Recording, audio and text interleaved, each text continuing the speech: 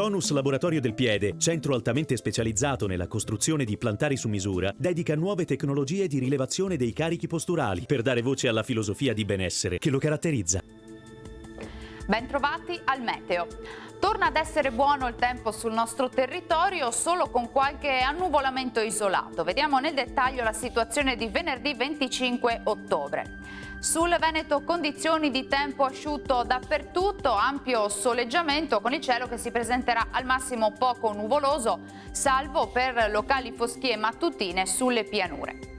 Vediamo anche le temperature, le minime saranno comprese tra 10 e 16 gradi, le massime oscilleranno invece tra i 19 e i 22 gradi.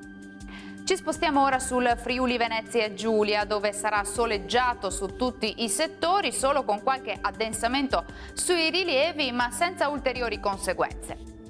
Temperature minime tra 11 e 17 gradi, massime comprese invece tra 21 e 23 gradi.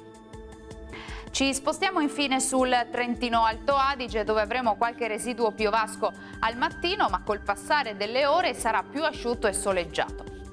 Temperature minime tra 12 e 13 gradi, massime sui 23 gradi.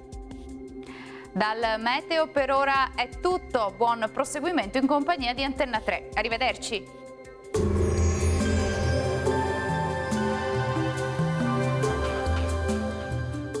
Tonus è il miglior negozio di calzature e moda comoda. Qui troverete il più vasto assortimento di calzature Fratelli Tomasi, eleganza e comodità, perché camminare è vivere.